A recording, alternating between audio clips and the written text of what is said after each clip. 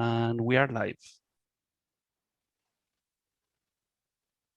Bienvenidas y bienvenidos a este evento de No Cold War. Welcome everyone to this No Cold War event. My name is Nora Garcia, and together with my comrade Fiona Edwards, we will be moderating this event, Europe against the Cold War. China is not our enemy. Today we have a truly international event. We have speakers from 9 countries, from Europe, from the global south, the US, and also China. We are also broadcasting the event in 3 languages, English, Spanish, and French.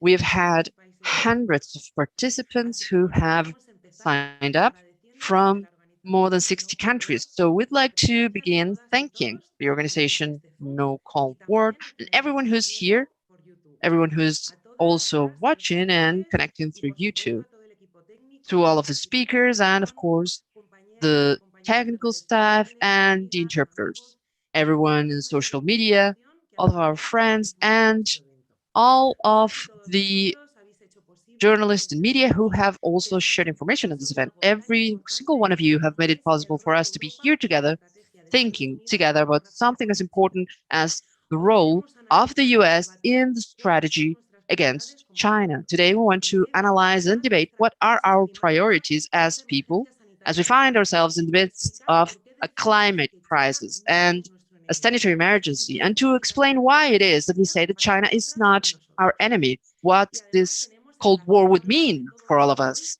And we also have the honor to debate all of this with a wide representation of the organized civil society, the pacifist movement, unions, media, to try to understand what is at stake, whether we go towards a Cold War or towards a multipolar world of cooperation. And this is in all of our hands, to bring our voices together for peace and to ensure we cover everyone's needs. And for this, we need of every single one of you. So we would like to encourage everyone who is watching to sign our declaration against the Cold War against China, to follow us on social media and to get in touch with us, to collaborate and work together. Before we begin, we would like to remind our speakers that you have each 8 minutes to speak. When there are only 2 minutes left, we will hear Fiona or myself sign to you. We'll let you know so that we can enjoy everyone's intervention. And without further ado, let's go to our first speaker, Yanis Varoufakis. He's a member of the parliament in Greece and also part of the Progressive International. It's lovely to have you with us. Go ahead. You have the floor. Thank you, Nora. It's wonderful to be with you.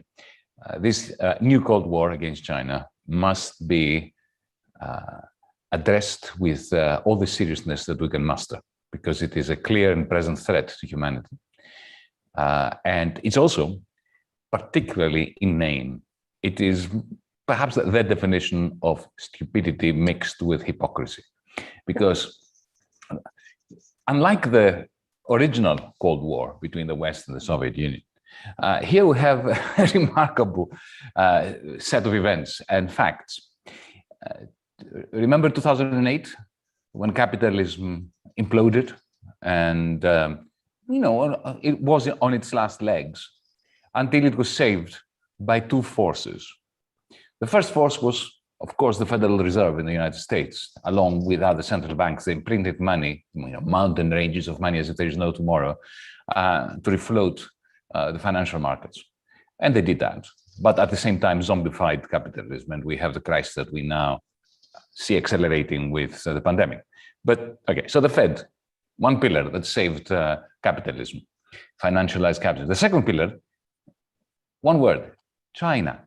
Without China, capitalism would not have survived, because it was at the time when aggregate demand, investment, consumption was just falling like a rock through the sky in the West, that China pumped up its investment massively. From an already very high 35% of national income, they reached more than 50%. And they did it for their own purposes and in order to create a cushion by which to absorb the shocks so that the people of China do not suffer the shock wave of the international financial crash, but in so doing, they saved capitalism. There's no doubt of that. Look at Germany. Germany had cut its nose to spite its face by, in 2010, imposing huge austerity on the rest of Europe. My country was the first domino to fall, and bailouts for the German bankers. So socialism for the bankers and huge austerity for the rest of Europe, which meant they couldn't sell stuff to the rest of Europe because the rest of Europe didn't have any money to buy German exports. And who bought the German exports? The Chinese. It was through this massive stimulus in China that Chinese exports maintained themselves. And, you know, Mrs. Merkel can now exit the scene as the chancellor, the Iron Chancellor, who is claimed by everybody in the liberal press to be a great success story. Without China, she would not have remained in the chancellery. Similarly, American capitalism would not have been stabilized after 2009, despite the great efforts of the Fed, if it was not for the Chinese economies pumping up aggregate demand globally. So there's a great deal of hypocrisy. You know, they make most of their stuff, the Americans, in China. They import it to the United States, import it to the rest of the world. They claim gargantuan, gigantic profit margins because of China. And then President Trump comes around and creates circumstances for a Cold War, which Biden continues. Now, it is never a good idea to explain what the imperialist powers are doing on the basis of stupidity. There's no doubt that they're stupid. They've always been stupid, and they have been very nostalgic as well. You know, the past. Look at now the AUKUS deal between Australia and Britain, and France being left out, and so on. It smacks of idiocy, especially given that they are investing in submarines. Who cares about submarines? They are, you know, the weapon of the past. But set this aside. It's never a good idea to explain why they do on the basis of their stupidity. It's far better to try to explain it on the basis of their interests and of their greed and of what it is that drives the large corporations. In the case of this new Cold War, what explains this immense hypocrisy? Ignoring the fact that China saved them in 2008 and iPods, you see how old I am, iPhones are being produced in China. The reason why Trump started this new Cold War and Biden is continuing it, is the attempt to encroach into two important areas in China, an imperialist encroachment in China, financial one, economic one, industrial one. The first one is big tech.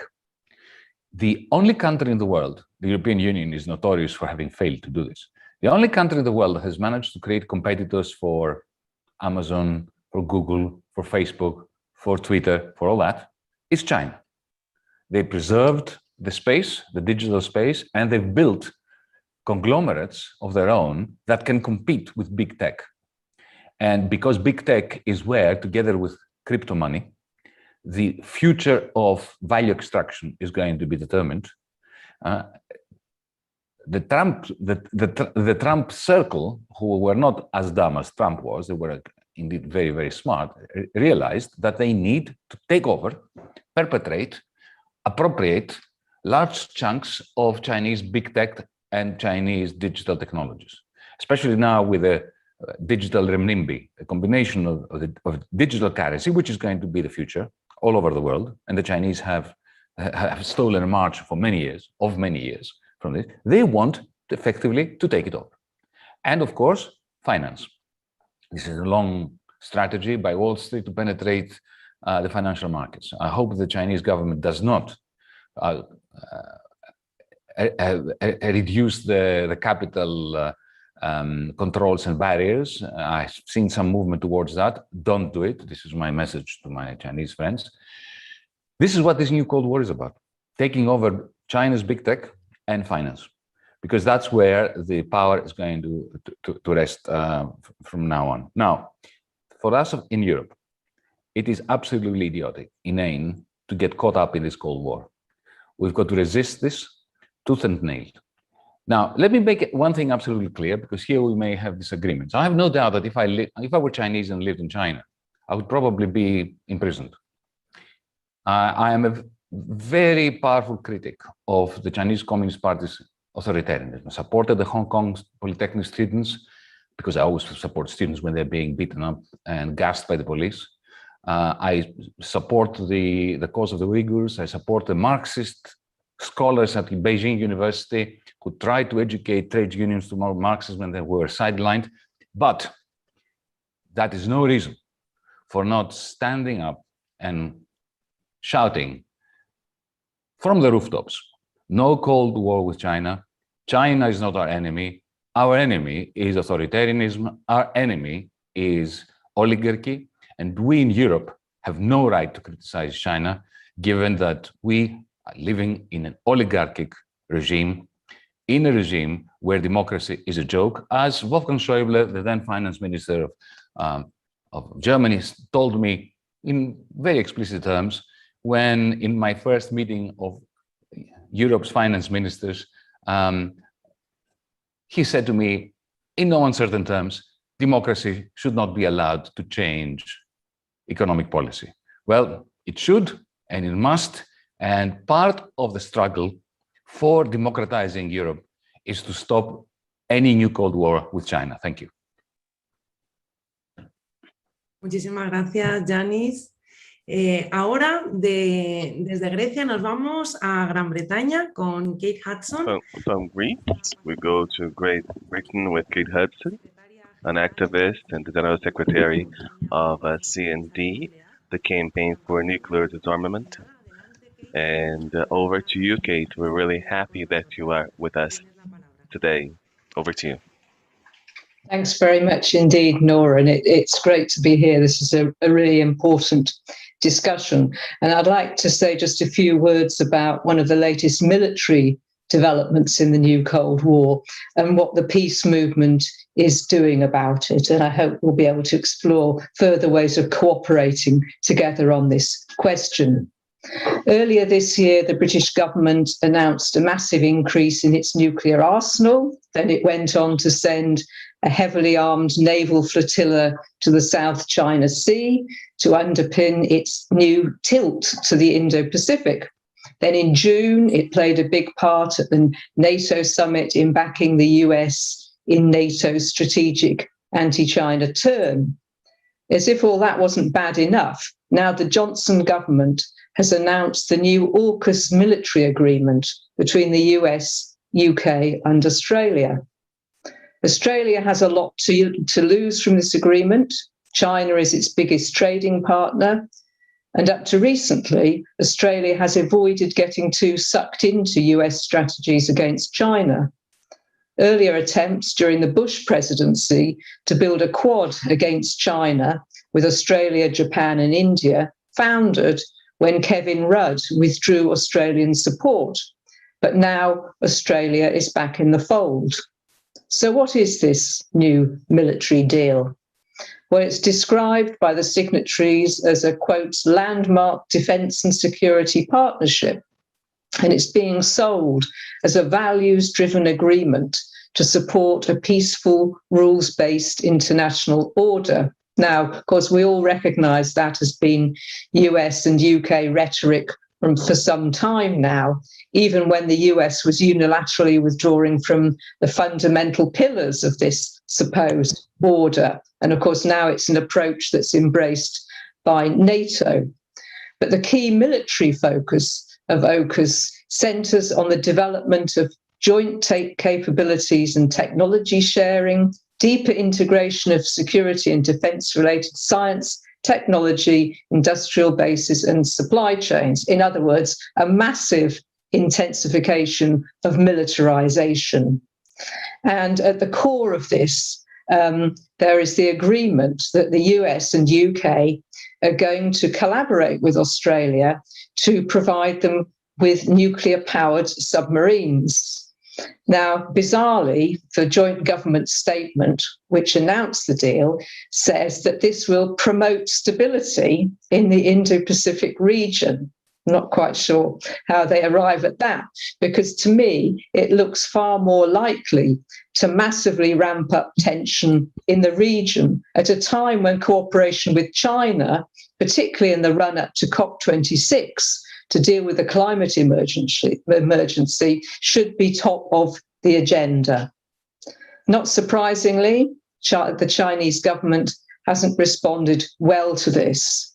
And it's clear that whatever the issues that went on about having previously had a contract with France and so on, this is not a military industrial decision about the quality of submarines. It's a strategic one. It's about Australia fully entering the US orbit and therefore being granted access to rare nuclear reactor technology. Nuclear, whether it's military or civilian, is always controversial and symbolic.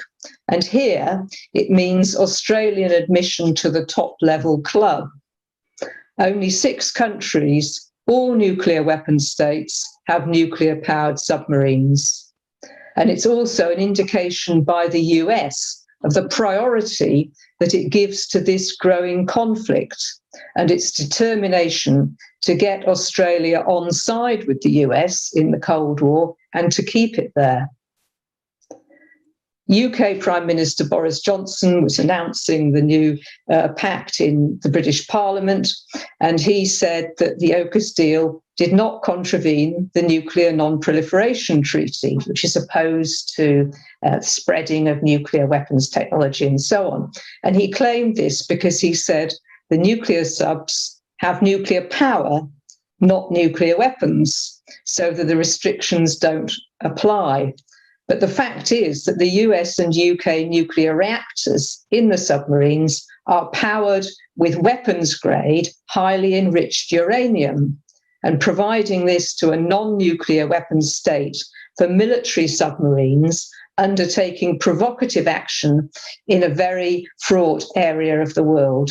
That is just a disaster. And of course, it is against the treaty. Because although the treaty doesn't stop the exchange of civil nuclear technology, it stipulates it must be for peaceful purposes. So sending warfighting subs to a potential conflict in the Indo-Pacific region is definitely not peaceful. So to round up, Nora, just to say a little bit about the opposition to conclude, the good news, of course, is that the pact has triggered opposition here in Britain in a way that other developments in anti-China policy haven't. So at the recent annual conference of the Labour Party, Labour's CND's Labour section put in an emergency motion against AUKUS, which was passed by over 70% of the vote. And within that vote, 77% of the trade union votes were opposed to AUKUS. And this is a really important step for the trade unions in relation to the new Cold War. And we're working to build this trade union opposition. And of course, I'm sure you will all know that in Australia, there's been vocal trade union opposition, with the Maritime Union of Australia issuing a strong statement too. And cooperation is building now between the peace movements and trade unions internationally to oppose this dangerous development. And here in Britain, members of Parliament are starting to organise against it. This week, Early Day Motion 493 was published, and we're urging our members and supporters to lobby their MPs to back that motion. So there's much work to do as the US and NATO intensify their hostility to China and attempt to build alliances against China. But the overwhelming majority, which supports peace and opposes war and intervention, is also mobilizing. And we will be working in unity and solidarity to intensify this motion, this mobilization, in the weeks and months ahead. Thank you. Muchísimas gracias, Kate. Además por Thank you very estar... much, Kate, for being with us, especially today, because we know today's your birthday, so happy birthday to you. And as you said, we have a lot of work ahead of us, so it's really important to have alliance, especially you mentioned the work with the trade unions. Today we have the honor to talk to the trade unions, and it's clear that we have to be here together creating alliances.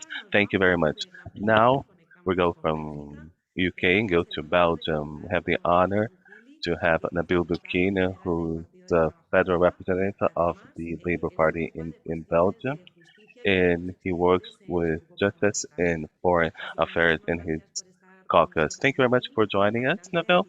Over to you. Thank you. Thank you very much. I have to say first that I'm really happy to share this panel, and I hope that I can provide elements for the discussion because I see the quality of the panel today. Just to start, I want to say that this is an international panel and we have actions that will determine the geopolitics of the future against the US power that has dominated the world for many years, and this leads to the emergence actually of China. And the US will do everything to keep their power, even if this leads to a war against all the population. The Cold War against China could be different actually. It is a threat to peace in the world, and this leads to the militarization of the entire society, and this will also be done against the democracy, trade unions, and the civil society. The Cold War leads to a lot of expense, a great expense on the military. So the working class will be paying for the interests of the ruling class. That's why we are concerned about the position of our country, Belgium, and also the EU. The EU today has the idea of becoming a strong imperialist world power, which means that they have to dominate raw materials and the establishment consider the Africa as their backyard, and the European elite are divided today on how to do it. They are following some measures against China, but some will want a more independent politics that support the interests of the European. Washington demands that the allies to support the United States. So Belgium will dedicate 2% of GDP to the military expenses. That would be 5 billion a year that will not be invested in all the needs that we have from society in terms of ecology, social, and political needs. So today, Europe is actually following the US. The US makes pressure on the EU members to be hostile towards China. In 2020, because of the war that was between the EU and the China, this led to a bad reaction from the United States because of the agreement that was between the EU and China. But why Europe should follow Washington in this new Cold War? The EU and the European countries can choose to break the alliance with the US. And this political, I mean, the political affairs today, I mean, these attacks against China are getting worse and worse. We had a resolution actually against China, and in Belgium we were the only parties to oppose this logic, and we use we make pressure on the public policy or the public opinion that's against the Cold War. There's a great pressure driven by defense of the human rights, which is hypocrisy actually, because the human rights today are used for imperialist purposes. We don't talk about human rights when we're talking about our allies. We don't talk about the human rights when we talk the sufferance of people in the Palestine. So we don't make any action or sanction against them. So when you see the massacre in Saudi Arabia, which is a democracy,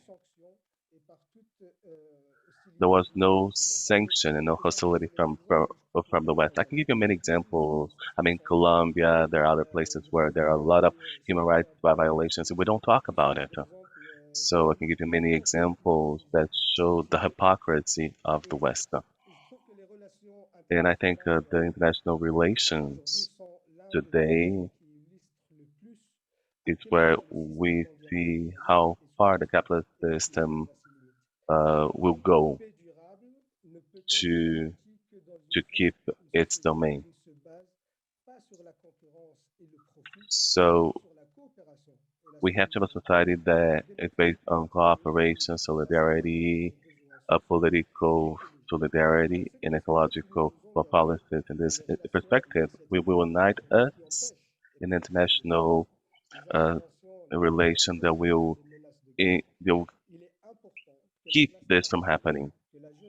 So the working class, the youth should be united against the imperialism and can contribute to start a movement for peace, just like we did in the 1980s when we were against the nuclear emissions and all the protests during the Cold War. So we have to resume this resistance movement, which is really necessary today.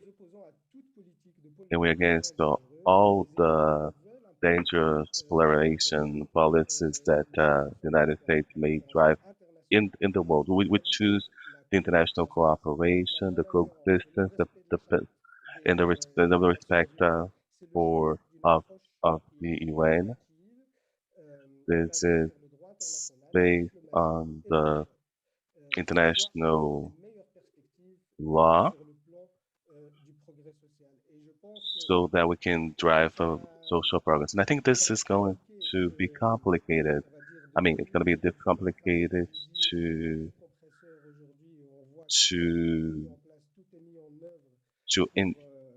impose the speech of peace, because the entire public opinion is alienated, and they don't realize that there is a Cold War against China. So, but in the tension, we have to have a counterpower from the people, with the youth, the working class, the trade unions, the international institutions, NGOs, to create this common front anti-imperialism against the Cold War, because we see the result of these imperialist policies. Because if we intervene in Iraq, it's because to defend the human rights, but still, what happened today? When you look at what happened to Iraq, we said the same. They said the same about Libya, and we see Libya today. What happened is one of the countries where we have a slavery. I mean, we have the situation of all the African countries. I think that's it. I have 2 more minutes. But I just want to say that it's true that it's difficult, and I experienced myself when I was in the Belgium Parliament that all the mainstream parties, they may have oppositions, of course, but at the end of the day, they are all for and they agree, and they try to isolate and to go against anyone who has a different view that doesn't accept this logic of Cold War. So we have to gain this trust and to go against this this position, because we have to have another position that will make sure that we have a peace and solidarity in the world. It's not through a Cold War, and that's why we keep on fighting and hope that this platform can provide us to expand this international front. Thank you very much, Nabil. I just want to highlight some points because we want to connect the peace with the anti-imperialist fight. We're really happy of, of the, that we have this discussion that's being broadcast. There are many people asking questions. They asked about how we can work against all those.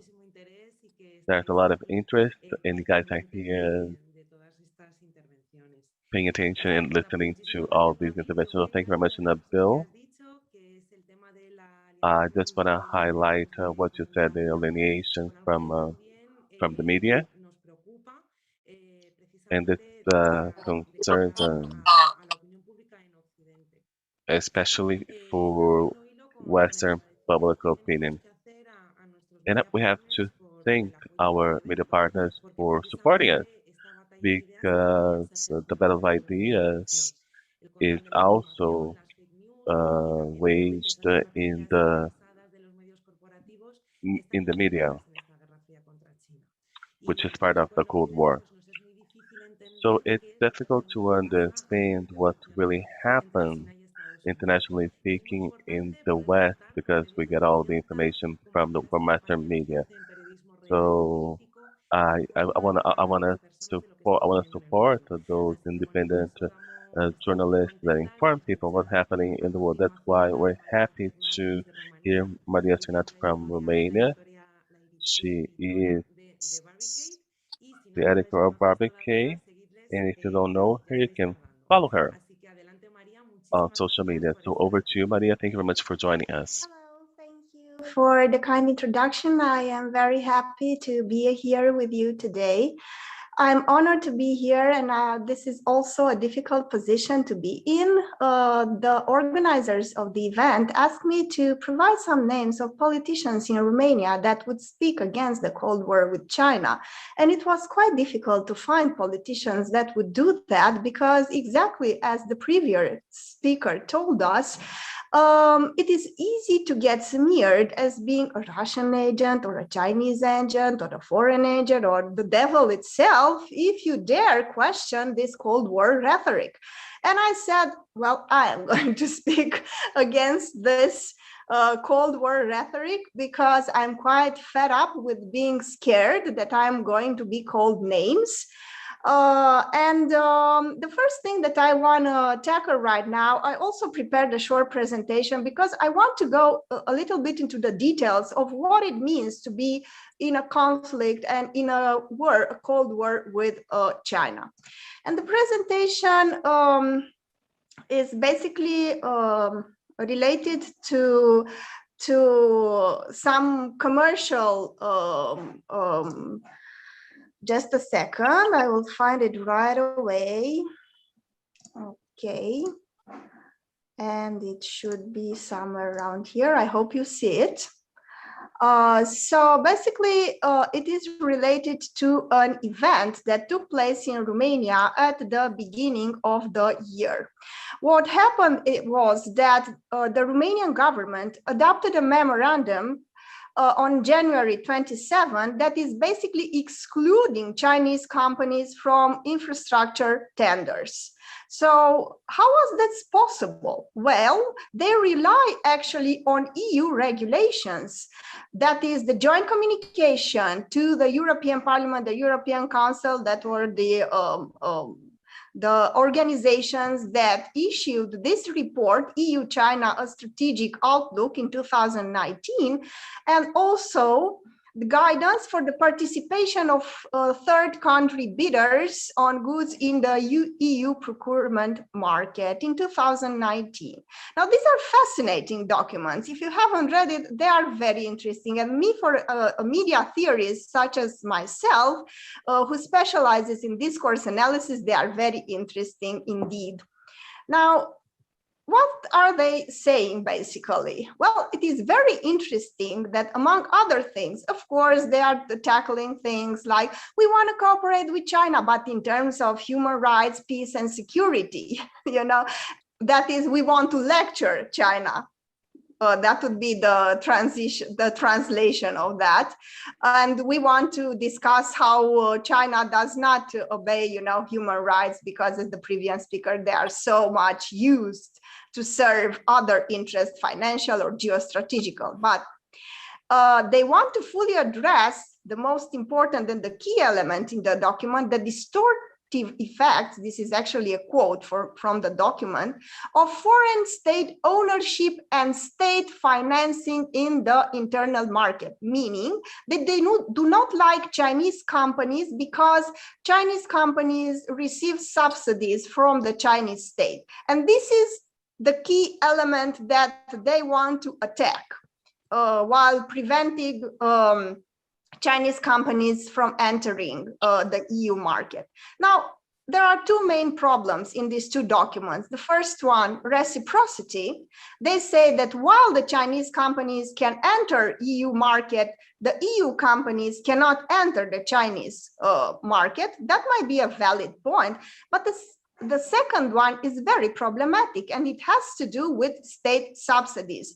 Basically, the European Union does not like the Chinese companies because they receive subsidies, and they simply want to prevent these companies from entering the EU. They say that the possibility they have to, every public bidder in EU states have to look for the possibility of the tender obtaining state aid. Okay, now in the second document that provides the orientation for European Union states, you have a chapter out of 4 that is directly intended to help states identify, investigate, calculate, and reject companies that receive state aid. Okay. Now, this is why on January 27, Romania signed this memorandum that prevented Chinese companies to prevent their tenders of public bidding for Romanian highways. Now, this is very interesting because we have European values and regulations. And you should see that we don't have only hypocrisy at the level of the EU, but we have local hypocrisy because Romania is very proud in rejecting the idea of gay marriages that is promoted in the European Union. We, along with Hungary and Poland, say that we are a traditional country and we do not want to emphasize these particular EU values. But in terms of Chinese companies, we are very obedient. We listen to what the European Union is saying, and we prevent them from presenting their tenders. Now, the bigger problem here is that how do we fight this? Now, Sean McBride, a great intellectual and activist, said that there can be no independent country if that country does not have independent media. We do not have debates currently in Romania, analysis, information regarding the presence of Chinese companies in public bidding. Maybe it's a bad thing, I don't know, maybe the EU regulations are right, but we do not have any kind of debate. Everybody's screaming about gay marriages, okay, but nothing about this particular topic that affects us all, and in a very serious manner, because 1/4 of the regulations of one document says that you should look for the company that offers the lowest price. I mean, this might seem insane. I mean, you have to be very suspicious of those who might make your highway at the lowest price. Now, because they receive state subsidies. Now, you see, the problem is, how do we receive an independent? I am finishing independent. This is the last slide.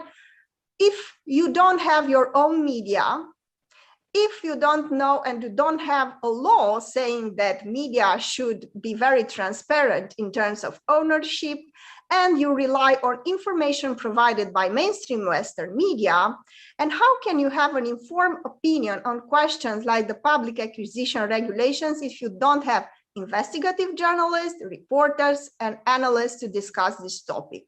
Now, I wanted at the Barricade, we are a small collective of journalists, and we try to counter narrative, to provide a counter narrative and to provide alternative information that is so vital in these matters that are completely ignored in the public sphere in Romania.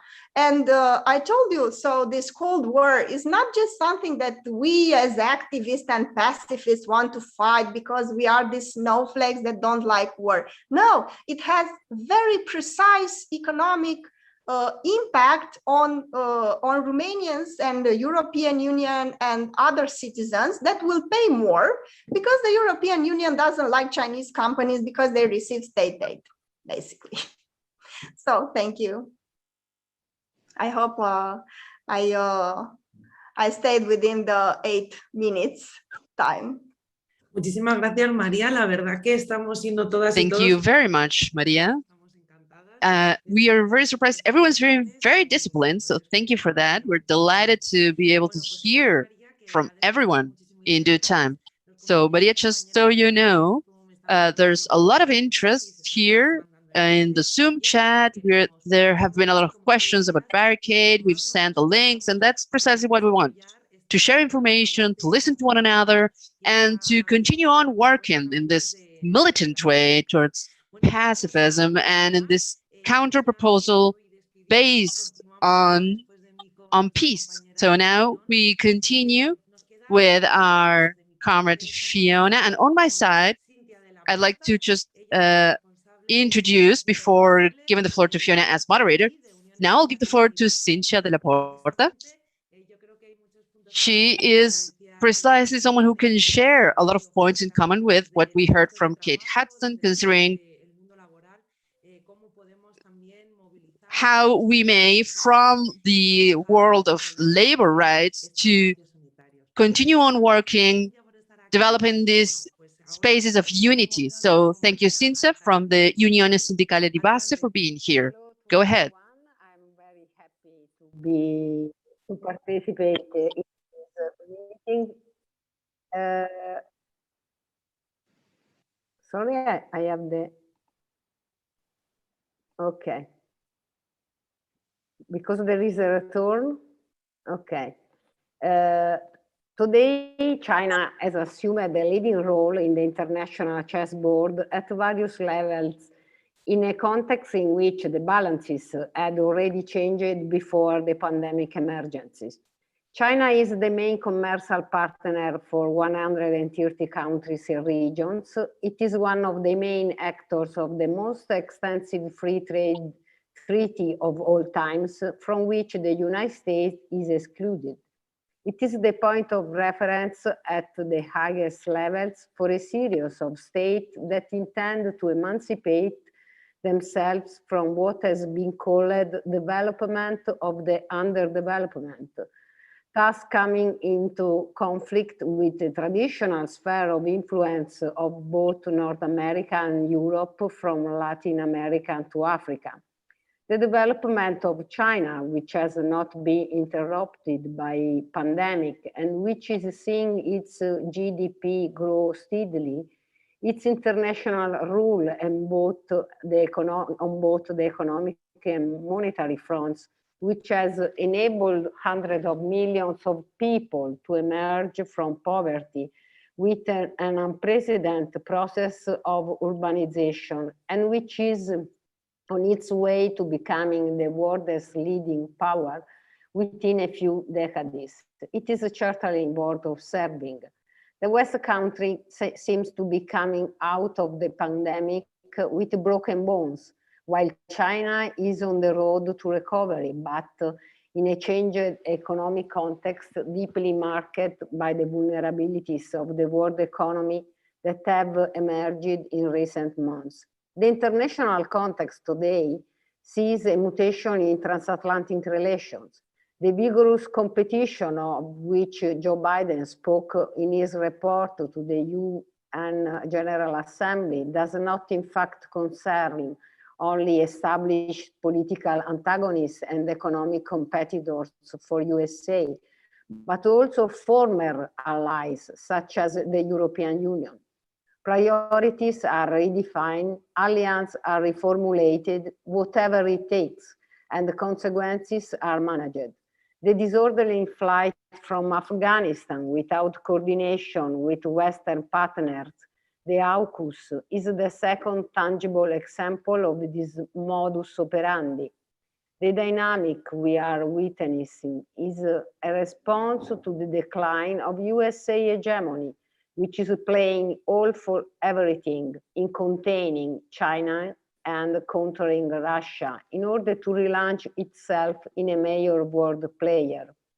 In this scenario, in the scenario of Washington's priorities, the Indo-Pacific theater has long passed in front of the traditionally transatlantic one, and in that area, the USA prefers to unite with the traditional alliance of the Big Five, USA, UK, Australia, Canada, New Zealand, rather than the emerging competitive pole of the European Union and its manifest ambitions.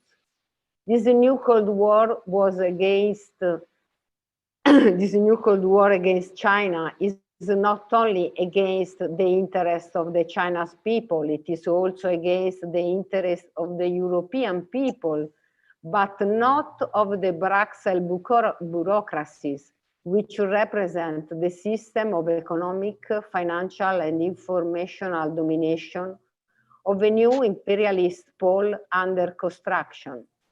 For years, our watchword in Italy, "Break the cage of the European Union," has been a banner that distinguishes and informs all our claim platforms in every sector of the world of work in which we are engaged. Today, it is even more evident that this position had and has a profound reason for being.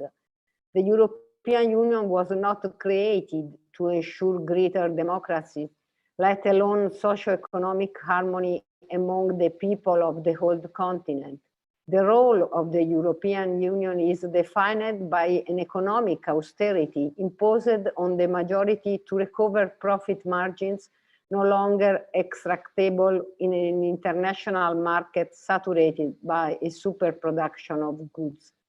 The structure of the European cage is based on treaties that represent its lintel and essence, starting with the Maastricht Treaty, which have produced a post-democratic system of government over the member state with the relative emptying out of popular sovereignty, the destruction of the welfare state, the privatization of public services, the precarization and flexibilization of work, destroying on the one hand the right to work that creates a dignified life for oneself and one's family, and on the other hand, unloading on the working class the cost of the systemic crisis that began in 2008 2008 with the collapse of the USA financial institution,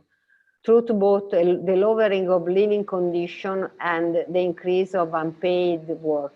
A situation that has seen the people of the PIGS countries, Portugal, Italy, Greece, Spain, particularly penalized. Political choices that are having tragic consequences and risk for the people of Europe, but which highlight in the eyes of the masses the limits of a system that has failed in its fundamental objectives to protect its own population, and then the economic system that guarantees the continuity of production essential for the survival of mankind. In the report of the State of the Union made by von der Leyen last September, a peremptory statement stood out more than any other, and it is the one that says we are entering a new era characterized by hyper-competitiveness and brought back to the center of the European political agenda the military issue as an economic driver and closing the circle of the project of continental authoritarian integration. The Recovery Fund, translated in our country as the National Recovery and Resilience Plan, foresees a considerable increase in military spending, a project to be opposed with all our might. This, in fact, directs European companies, in particular the so-called champions, for example, the continental multinationals, through a high-level technological and pseudo-environmental restructuring in order to keep up with the competition with China, but also with USA, which is today in absolute difficulties. The international competition and the new Cold War bring people in a condition of destruction and misery. The workers' movement has always fought for peace, and we, as a class-oriented trade union, carry forward in the international movement of the WTO the constant commitment to fight war and the causes that generate it. The only way to respond to these challenges is for all European social, trade union, and progressive political forces to take the responsibility for fighting through conflict these imperialist and warlike policies, prefiguring an economical model completely alternative to capitalism, which generate at each of its systemic crises the conditions for new conflicts, increasingly devastating and dangerous for mankind. Thank you. I finish. Thank you so much, Cinzia, for your contribution. It's wonderful to have a representative from the European trade union movement. This is an area we really want to expand in because a Cold War is against all of our interests, and it is actually going to also cut cost jobs, prosperity, we're going to lose investment. It's not in our interests, and so it's wonderful to have the Italian trade union movement join us today. Hi everyone, my name is Fiona Edwards. I'm part of the International No Cold War Organising Committee, and I'm taking over from my comrade Nora Garcia, and thank you for your wonderful chairing up to now. We set up this campaign, No Cold War, in July 2020 to oppose the US's aggressive actions and statements against China. At that time, we believed that the US aggression against China constituted a new Cold War and therefore a threat to world peace and prosperity. Unfortunately, 15 months later, the No Cold War campaign remains necessary. The US aggression against China continues under the new Biden administration. In fact, it's escalating. In this Cold War, as we've heard, Europe is becoming a key area of geopolitical contention. And this is because Biden's key foreign policy objective is to recruit allies, particularly including European countries, to join this Cold War aggression against China. We are therefore very, very pleased today that we've had speakers so far from 5 European countries: Greece, Britain, Belgium, Romania, Italy, and we're about to hear our next speaker from Spain to give a perspective from a European perspective against this Cold War.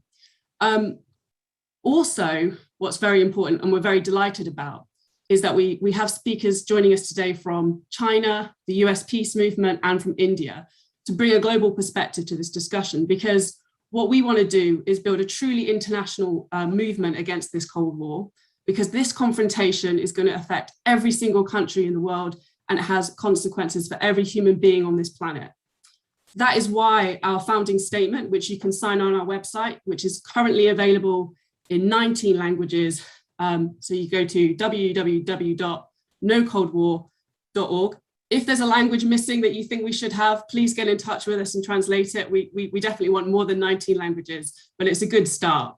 It is therefore a real honor to introduce the next section of today's discussion, where we're going to hear voices from Europe, China, the US, and India. And I'm really delighted to introduce our next speaker, Maite Mola, who is the Vice President of the Party of the European Left.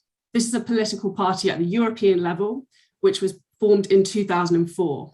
The European Left gathers 27 member parties, 8 observers, 3 partners from 25 European countries. We are very, very happy to have had the support of the European Left in the run-up to today's event, promoting it, and it's an absolutely vital part of our coalition. So, Maite, the floor is yours.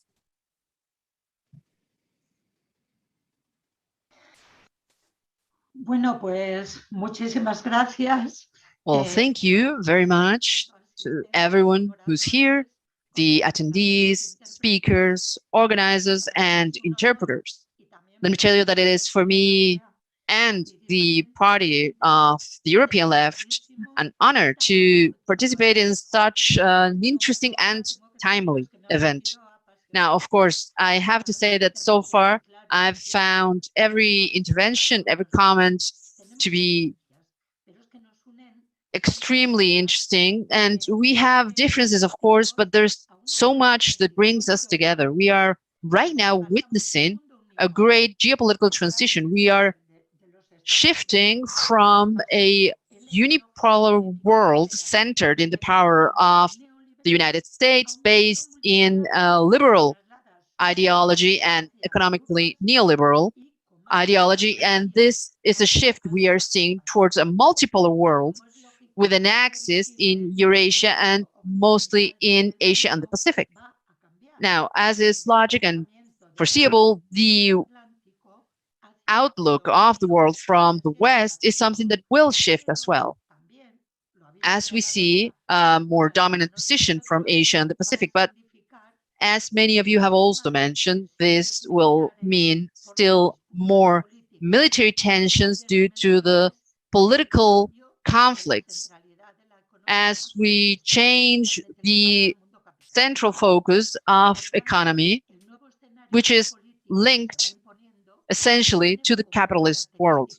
So the new geopolitical scene, as we are seeing, has certain main characteristics. On the one hand, the political conflict between the US and the global north on the one hand, and the regional powers, the regional emerging powers such as China, Russia, and some peripheral countries such as Turkey, India, and some others.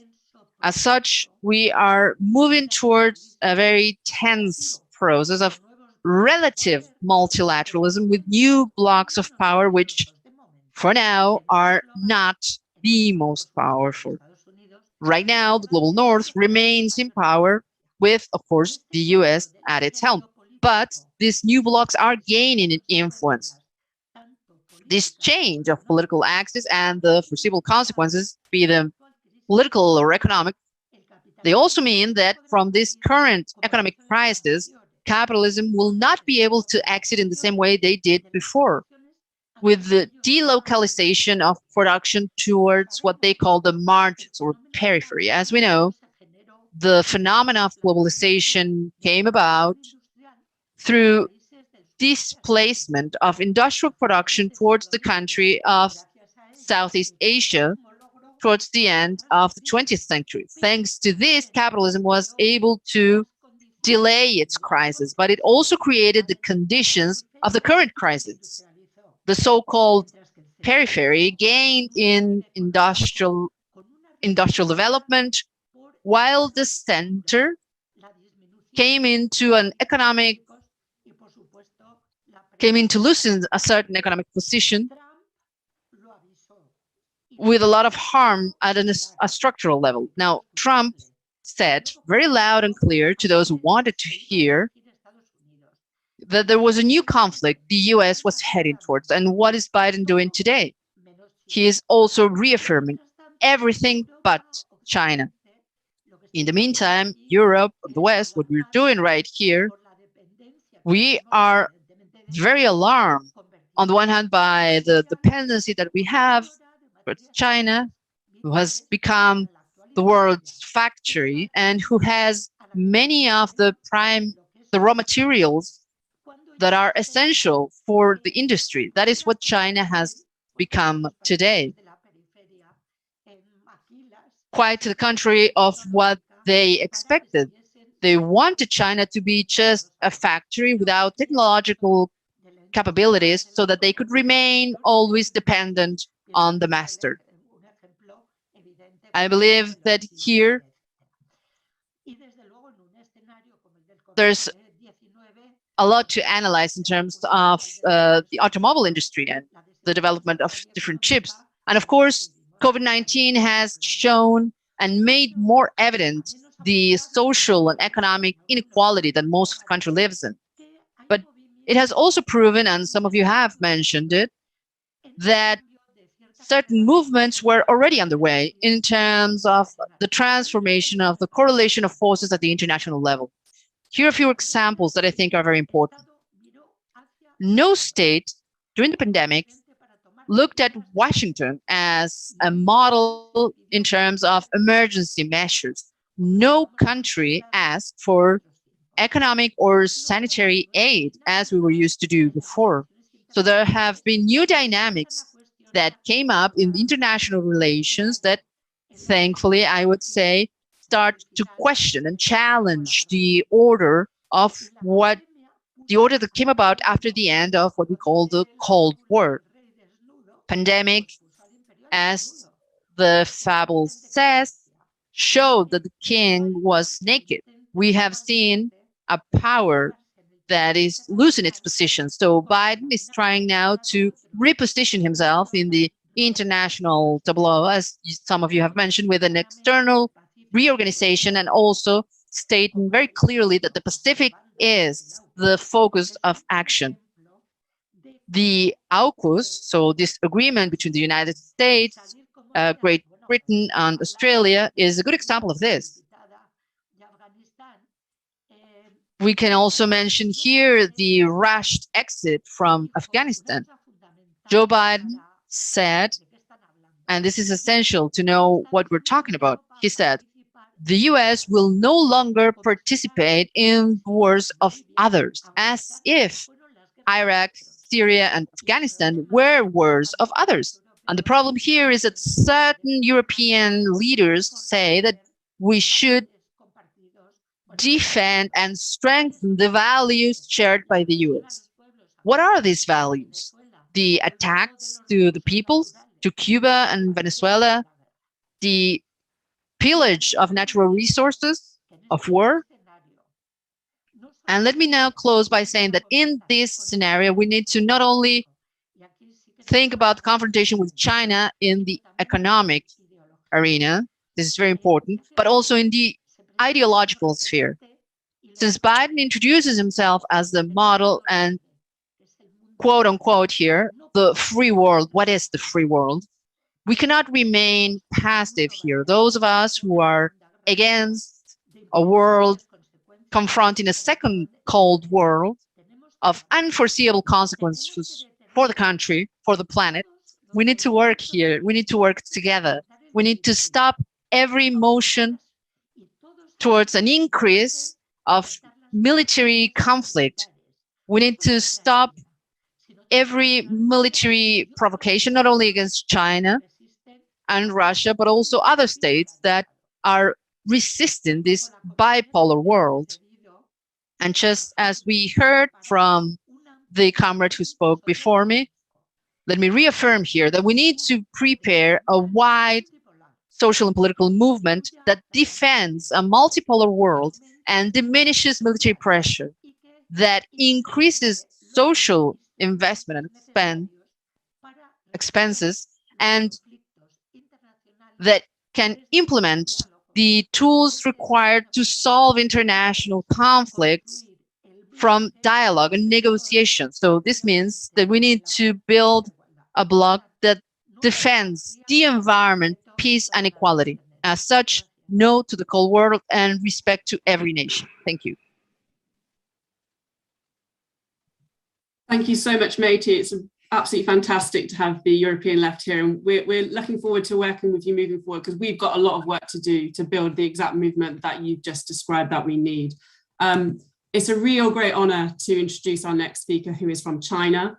Victor Gao is the director of the China National Association of International Studies, a professor at Soochow University, and he was the interpreter for Deng Xiaoping, former leader of China. He is an expert in international relations, and we are truly delighted that he is joining this No Cold War meeting today. Over to you, Victor Gao. Thank you very much. It's a great honor for me to attend today's very important webinar.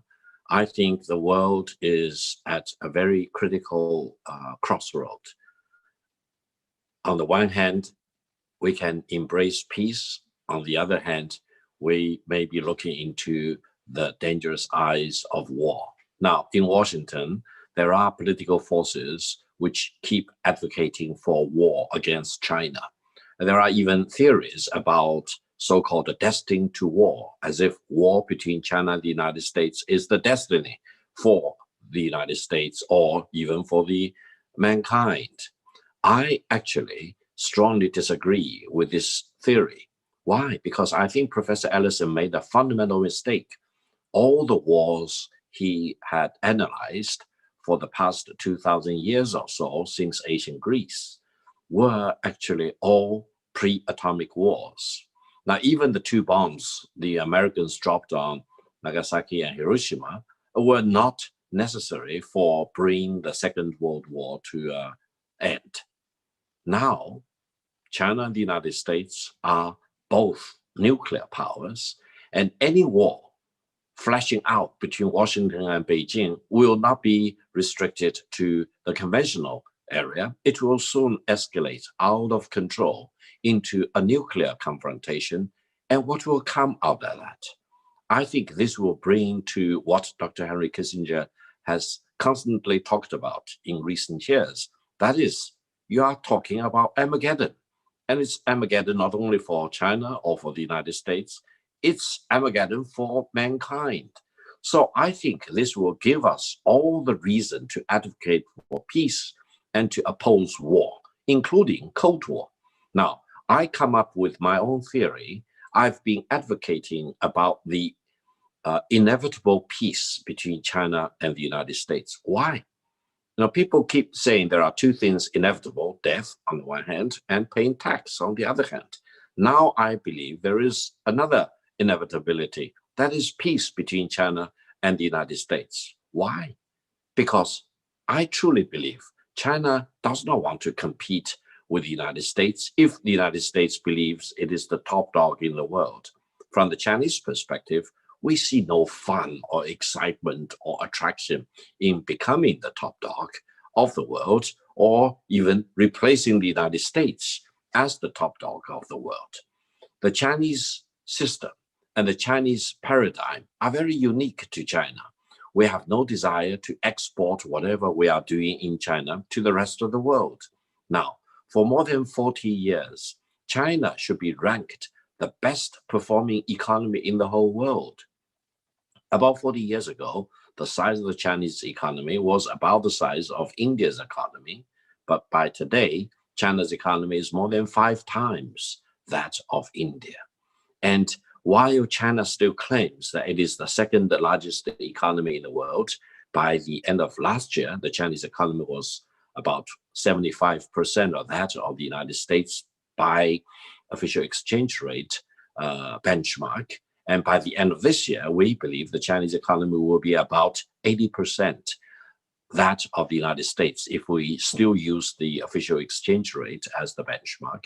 However, if you look at purchasing power parity, the Chinese economy is already much larger than the United States. Why China has kept using the official exchange rate as the benchmark in comparison between China and the United States? And also, please keep in mind, in many key areas, the Chinese production is not only larger than that of the United States. In many cases, they account for more than 50% of the global production.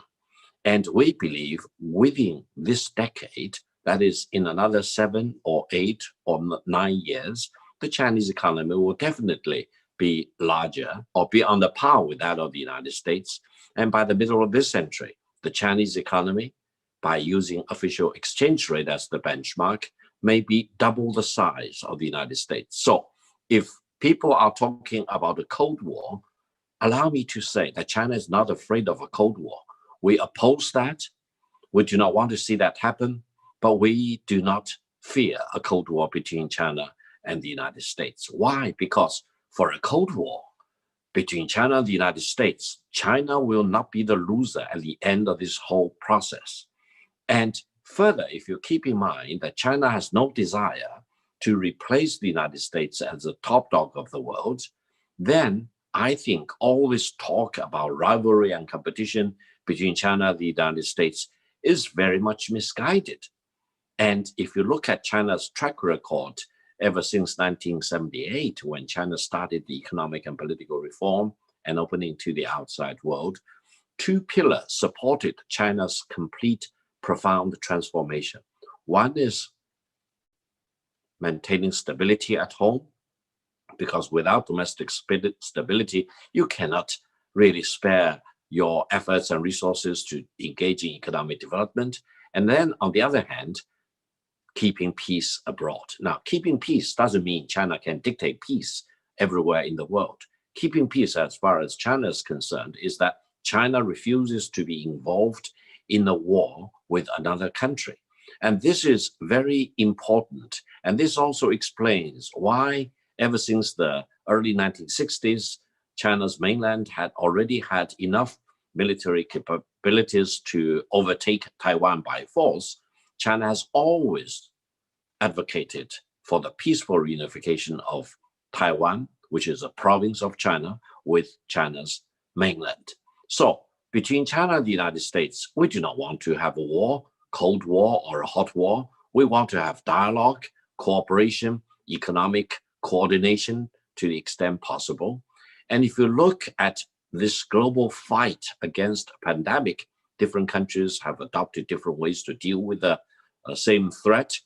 And in all honesty, I think China has demonstrated enough political will to leave no one behind, save everyone, young person, infants, or aged people, for example.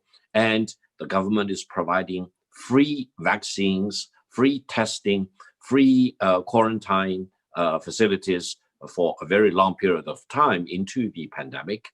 And China now has the lowest infection rate and the lowest mortality rate among all the countries in the world. And China has already provided billions of dosages of vaccines to the rest of the world. So I would say when mankind is faced with all these common challenges, climate change and global warming, and then these pandemic threats, for example, we need to cooperate and make sure that war does not break out, including Cold War. Now, between China and Europe, I think the European countries, big or small, have no reason to worry about China overtaking the size of Germany or France or Britain or other European countries, because China is already much larger than any major economy in Europe. China wants to do business with the European countries. China wants to trade with the European countries, and China will not use any pressure against any of the European countries then China stands for mutual respect and treating each other as equals between China and any of the European countries.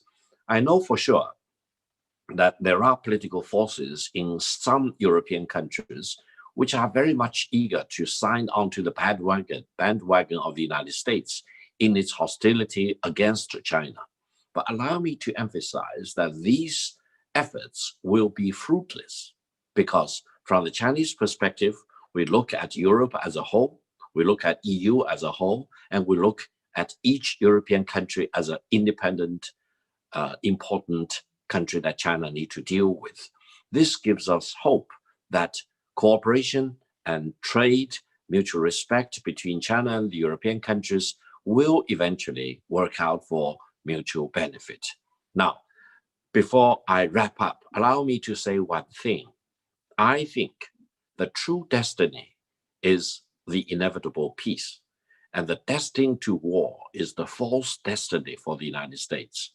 And I actually took great delight in the fact that General Milley, who is the chairman of the Joint Chief of Staff of the United States, picked up the phone call to call his counterpart in Beijing around July the 6th, when Washington was under siege by the anarchists and the insurrectionists, for example, to calm the Chinese side about not worrying about misfires or miscalculations by Washington. Because I truly believe the two militaries in China and the United States do not want to have a war against each other, because they fully know that the war between China and the United States will escalate very soon out of control into a nuclear war, which will spell Armageddon. Very briefly about AUKUS. The other panelist spoke very eloquently about AUKUS. I very much agree with her. I would just want to add a point. I think AUKUS deal is a violation of the NPT treaty. It's a violation of the South Pacific Nuclear Free Zone Treaty. And Australia, for many decades, actually expressed great pride in being members of these two treaties. And I would say the AUKUS treaty basically will deprive the Australian people of that luxury of living in the bubble of not being targeted with nuclear weapons, because, at least from the Chinese perspective, we respect Australia as a member of the NPT treaty. We respect Australia as a member of the South Pacific Nuclear Free Zone. And by embracing AUKUS, the Australian people will no longer enjoy that privilege. And that privilege is of great value to the 23 million Australians. So I would appeal to the Australian people to really think very carefully about what their government is doing. Their government's decision in joining the AUKUS is not doing a favor to the Australian people. It is misleading the Australian people into the prospect of a great Armageddon in case a war breaks out between China and the United States, in case, for example, the world is engulfed in Armageddon. This is exactly what we all need to fight against. We need to very firmly stand for peace, and the nuclear submarine deal is not going to add to peace, but it will destroy peace under certain circumstances. Thank you very much. God bless you. Thank you so much, Victor Gale, for joining us. And thank you for your hopeful message of peace. That is what we're fighting for. We're fighting for peace. And it's so powerful to hear someone from China, a country of 1.4 billion people, say that message. And it's very encouraging. We need to understand that it's the US that is the aggressor in this situation. China does not want a Cold War. It doesn't want a hot war. It wants cooperation and dialogue. And that is exactly what is needed. And thank you so much for joining us today with that powerful message. We hope you join us again. Thank you. Next up, I'm really excited to introduce our next speaker, who is Madison Tang from the US Peace Movement. Madison is part of CODEPINK, which is a women-led grassroots organization which is working to end US wars and militarism. She is the coordinator of CODEPINK's China is Not Our Enemy campaign, which I'd just like to say that gave us the inspiration for the title of today's meeting, Europe Against the Cold War, China is Not Our Enemy. So please keep coming with those great ideas so we can steal them. CODEPINK is a dynamic and crucial part of the anti-war movement in the United States, which obviously has to play a really big role in this movement for peace and against the US-led Cold War. So it's great to have you here today. Madison, the floor is yours. Thank you, Fiona. Thank you to No Cold War International for having me and for being in coalition with CODEPINK here in the US and the China is Not Our Enemy campaign, because we cannot do this work of mobilizing against empire and militarism without our broad internationalist coalition here. Thanks to all the speakers. I'm honored to be here with these fantastic speakers today, representing Europe as well as China, and offering the reasons that this war on China is not in the interests of Europeans and possibilities for peace. But I'm here to kind of ask the question of who is really leading this war on China. And I think a lot of people have mentioned it, but it is without a doubt the United States. The United States has been corralling, consolidating, shoring up, arming, nuclearizing, training, ultimately mass profiting off of forming alliances and partnerships to escalate its hybrid war on China, which includes, of course, economic and legal warfare, military brinkmanship, civil subversion, academic warfare, information warfare, including things like the United States FBI's China Initiative, false charges of espionage, where every 10 hours a case is opened against a Chinese student or researcher in the US, or the CIA's recently initiated China-focused unit, or the Congress packages of anti-China legislation to escalate war on China here. So whether implicitly or explicitly, the US often shores up these partnerships through coercion under the pretext that these nations and their people will not be safe without US weapons and US military integration, putting other nations in the crosshairs of this war. We can see this with the AUKUS alliance, with the nuclear submarine transfer, which, as has been stated, can be seen as in violation of the principles of the Treaty on the Non-Proliferation of Nuclear Weapons. As our partners at the Independent and Peaceful Australia Network released in their statement against AUKUS, this agreement cements military dependence on the US, Australia becoming unable to operate without Washington's approval, especially as the Morrison government commits to allowing further US military and troops into Australia. So this is part of a pattern of US military and government contractors embedding themselves in the military infrastructure of another nation. We saw this in Afghanistan. We saw that this was why it was so hard to leave that infrastructure and have Afghanistan's people be safe in our withdrawal. So these nations become dependent on the US military for their survival and safety. This, in terms of Australia, will deny the ability for Australia to act independently and make it complicit in dangerous regional tensions and conflict. We also see this in Taiwan in many ways. We see this month US Congress members calling for giving Biden the authority to go to war with China over Taiwan, literally taking a page out of the book from the buildup to the Iraq War, justifying intellectually and legally this intervention. We are seeing this past Sunday, the US and Canada sailed warships through the Taiwan Strait, where we know that recently it was disclosed US Special Forces and Marines have been deployed to Taiwan for at least a year. Recently, there was a $750 million arms sale approved to Taiwan, all disrupting over 40 years of peace and stability that the One China policy and 3 communiques have provided.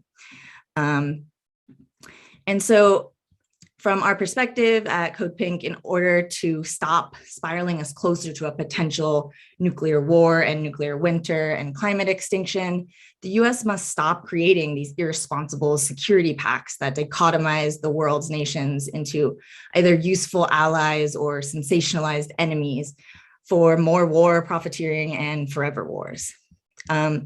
So what is at stake for Europe, and what does Europe have to lose from this? Apart from the devastating, irreversible global impacts of a nuclear winter or climate catastrophe, let us not forget that in the first Cold War, we came narrowly close to a nuclear war. Pentagon paper whistleblower Daniel Ellsberg shared classified documents that the Pentagon seriously considered launching a first nuclear strike against China in 1958, risking a retaliatory strike by the Soviet Union on US soil, all over control of the Taiwan Strait, or the fact that the war was in fact kinetic and hot. Many in the US do not acknowledge or remember this. In Laos, Czechoslovakia, China, Korea, Vietnam, Cuba, Germany, Poland, Greece, despite what US and NATO officials claim, covert wars are still wars. And apart from the severe dangers to European citizens, European nations lose out massively regarding trade with China, multilateralism, opportunities for cooperative innovation, prosperity, and exchange. The EU and China are two of the biggest trading partners in the world. China is the second biggest trading partner to the EU behind the US, and the EU is China's biggest trading partner. Joining the US in this war is self-defeatism. The US is furious that it could be further isolated, especially from global trade, by the completion of China's ambitious Belt and Road trade initiative. So nothing really sums up that isolation and frustration than the US's inability to dominate the Asia Pacific better than the fact that the US is not a member of any of the 3 trading groups in East Asia currently. In contrast, China is the founder of the Belt and Road, 139 countries, a key member of the Regional Comprehensive Economic Partnership, 15 members, joining the CPTPP, previously the US's Trans-Pacific Partnership, which was created by Obama as part of the US pivot to Asia with the intention of excluding China from trade. That has 11 members. Trump pulled us out of that, and now China's joined. So while the US instigates mass war, devastation, destruction on the global South, China builds roads and avenues for trade, solidarity, and most importantly, mutual respect for sovereignty. The Western imperialist, capitalist, colonial, and neoliberal world is indeed threatened by China's hard-earned rise to power after a century of imperial conquest and devastation. And it has a vested interest in destabilizing this alternative non-capitalist model that China is developing for the global South and its people. The Belt Road Initiative, going through Southeast Asia, Central Asia, the Mediterranean, Europe, Africa, it realizes the heartland of Eurasia, the world island, a single economic bloc, isolating the US, accomplishing exactly what US military planners Brzezinski and Wolfowitz sought to prevent. And I want to go a little bit to the US Pentagon budget. What really has to happen is global outrage at US imperialism, militarism, and the perpetuation of these senseless forever wars. Just as Yanis said earlier, there's nothing stopping the US military industrial congressional complex and the US war economy that is driven purely by greed and monstrous addictions to war. Only the weapons manufacturers win from such a huge military budget. The rest of us are losing due to our taxes being diverted to war instead of desperately needed life-affirming policies.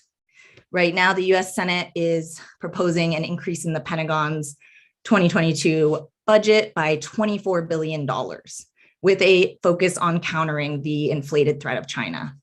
It's been steadily increasing this budget of the Pentagon in the US since 9/11 and the ensuing wars, which cost $8 trillion, more than 900,000 people, according to Brown's cost of war study. These wars were part of Pentagon planners Brzezinski and Wolfowitz's proposals of preemptive war against any next potential challenger through the US's pivot to Asia, which began under Obama, continued under Trump, and unfortunately has continued dangerously under Biden. So I will finish up. I just want to say that there are some wins from this peace movement, including this webinar right now, a testament to our collective power to resist imperialism and arms profiteering. Our successes of educating the public in CODEPINK on the local level, national level, and international level on this developing war on China that many are just completely unaware of in terms of like on the ground working people. And the international peace movement, the response to the AUKUS alliance, how immediate statements came out in agreement in opposition from the US, the UK, Australia, India, New Zealand, of course, Asia Pacific nations, all these peace groups, and the fruition of what we have been building before that announcement, and how it took many officials by surprise. So rather than a unipolar world order dominated by the US or a bipolar world order of opposing systems and values, the US should be leading the way in de-escalating this arms race and conflict by promoting multilateral respect and cooperation as the globe faces ongoing crises of climate catastrophe, the pandemic, nuclear proliferation, and more. There is room for more. We must make room for peace and for possibilities for a future for all people and the planet. Thank you so much. Thank you so much, Madison, for your speech. And we all need to join hands together in the peace movement internationally against that. And it's brilliant to have a representative of the US peace movement today. And like you're saying, a colossal waste of money is taking place. And we need things to be, this funding to be rediverted to tackle climate change, the pandemic, and economic inequality. Our final speaker is Indian historian and prolific journalist Vijay Prashad. Vijay is the author of 30 books, including Washington Bullets. He is also the director of the Tricontinental Institute for Social Research. Vijay spoke at the launch of the No Cold War International Campaign back in July 2020. And ever since then, he has been a driving force within No Cold War. Over to you, Vijay. Thanks a lot, Fiona. It's a pleasure to be with all of you today, people I deeply admire. So I'm happy to be here. I've been thinking a lot about whether Europe has its own project, or is Europe's project merely an appendage of the project of the United States. In Brussels, for those who are interested, there is an official museum of Europe, a place of memory, it's called, which tells the story of the continent in 3 phases. The first phase, from the year 1000 to 1500, is that of Latin Christianity, which ended with the 16th century religious wars. The second phase, that of the 18th century Enlightenment, gripped the continent in a struggle over reason, culminating and ending with the French Revolution of 1789. The first project of Europe was held together by Christianity, while the glue for the second was rationality. Both were projects that did not seek legitimacy from the vast mass of Europe's peoples. These were projects from above. The third great project of Europe, which emerges after World War II, is that of the construction of the European Community and the European Union. Strikingly, while the first 2 projects were held together by Christianity and then by rationality, the third project, the current project of Europe, has not been able to say what holds it together. Europe is a set of laws and institutions with a limited ambition. Perhaps this limited ambition results from Europe's embarrassment at its long history of colonial barbarity and its shorter history of fascist brutality. Europe's limited ambition was partly due to the self-suffocation of the ambitions of its ruling classes, who sheltered under the hegemony of the United States. This self-suffocation manifests itself in Europe's continued desire to yoke itself to the aspirations of the United States to dominate world affairs. Europe built its own institutions, but these remained shells, unwilling to go outside what was permitted by Washington. Security measures had to be surrendered to NATO, controlled effectively by the United States. Financial arrangements could be shaped by the European Central Bank, but its leadership had one eye on the capitals of Europe and one eye focused on the US Treasury Department. From its origins, the European project has suffered from far too much dependence on the programs of the United States. Not only has the project suffered, the European project, not only has that suffered, but also the European peoples have suffered. In a matter of a few years, the United States cut off energy supplies for Europe from 3 of its main suppliers of energy. The cutoff taking place through the sanctioning of Iran and of Russia, and then the war against Libya. The US-driven agenda to challenge Russia in Eastern Europe and to reshape the Middle East meant that Europe now struggles to meet its energy requirements. Was there any pushback from the European state system? Nothing. Which government in Europe decided to openly challenge the United States regarding its belligerent move to expand NATO to include Ukraine? Which government challenged the ridiculous sanctioning of Iran? Which government stood up and said that the bombardment of Libya would create terrible problems for North Africa? None. Nobody. Crickets. The European state system largely followed like the poodle of the United States. The population of Europe suffers from this close alignment with the United States, but the elites seem unfazed. Now the elites and the European state system has jumped on board the US hybrid war on China. Lots of noise is made about human rights, Hong Kong, Taiwan, and so on.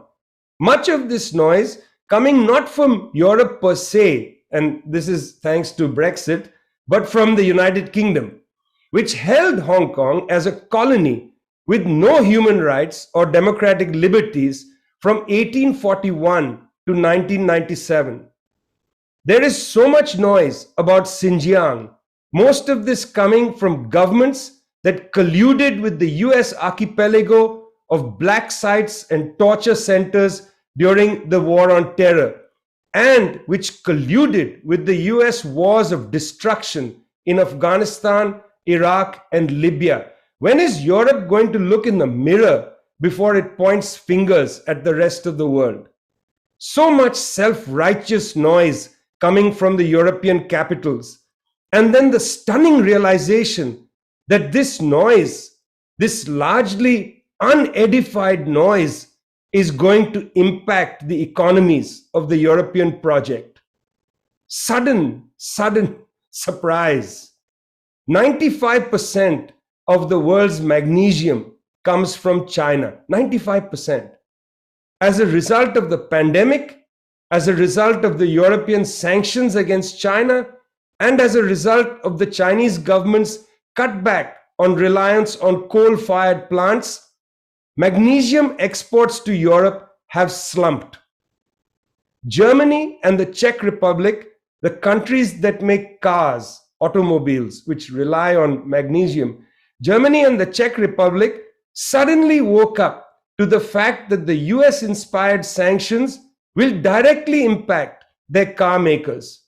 So Angela Merkel and Babis rushed to a press conference to say this and to say that, but not to say that the US-inspired and the US-imposed hybrid war is bad for Europe. That would have been far too direct. Easier to say urgent action, supply chains, millions of jobs. Verbiage that satisfies the journalists, but will have no material impact on a declining economic reality. China, not the United States, is Germany's largest trading partner and has been so for the past 5 years. It needs to be said that China is the European Union's second biggest trading partner behind the United States, and that the European Union is one of China's biggest trading partners. These interlinked connections are threatened by the escalating Cold War. Will the European project be able to craft an independent, non-aligned foreign policy? Can Europe be rational regarding Russia and China, engaging them outside the imperatives of US national interest and the existential demands of multilateral, multinational corporations? The European Union is to have a summit with China very soon. This will be the first summit since the March sanctions levied by the European Union on China. European Council President Charles Michel said, "Dialogue remains crucial." This is a fundamental statement. Dialogue remains crucial. What will be the mood of the summit? Will the European state system follow the lead of the United States government and go for confrontation? That's one option. Will Europe take that road? Or will Europe take the road offered by Dr. Tedros, the head of the World Health Organization, who said collaboration, not confrontation? Which road will Europe take? The road of confrontation? The road to what Victor Gao called Armageddon? Or will Europe go down the road of collaboration? The road which is preferable to the billions of people on the planet who want more collaboration and less confrontation. I hope the European state system will opt for collaboration rather than confrontation. It is the only rational way forward. No Cold War, more collaboration, no confrontation. Thanks a lot. Thank you so much, Vijay. What an excellent way to finish today's panel. That is the choice facing Europe. We've got a choice between cooperation, a multipolar world, or is Europe going to go down the road of following the United States into aggression, which is going to hurt European people, the Chinese people, people in the United States, the whole world? What road are we going to take?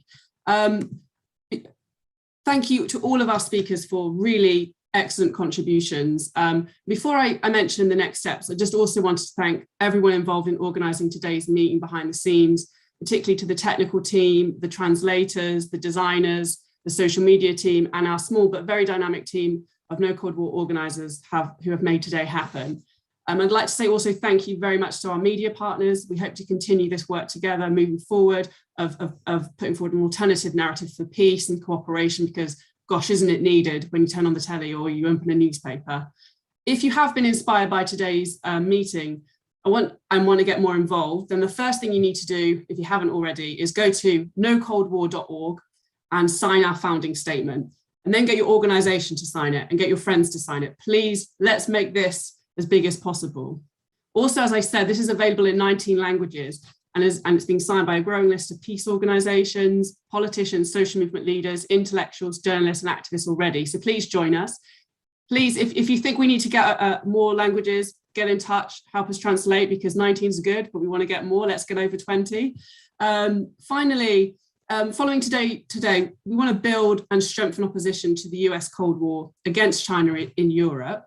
And we're really very keen to cooperate with everyone that opposes this Cold War. It doesn't matter what you think on the situation in China. All you need to do is be against the Cold War, and we want to cooperate with you to build this peace movement. So we really like to invite organizations and individuals who do not just sign the statement, but write to us, get in touch with us. If you've got ideas, what are you doing? Do you want us to support it? Do you want to do something together? Get in touch with us. We're obviously going to reach out as much as we can, but we want to hear from you as well and get your ideas, because we need to build a really big movement here, and the more ideas, the more forces involved, the better and stronger we're going to be. So yes, let's collaborate together, let's build a movement together, and our goal has to be to create the broadest possible united front against this Cold War, because as all of our speakers have said, the stakes are huge, the fate of humanity is at stake, and we need peace to win. Thank you very much for joining us.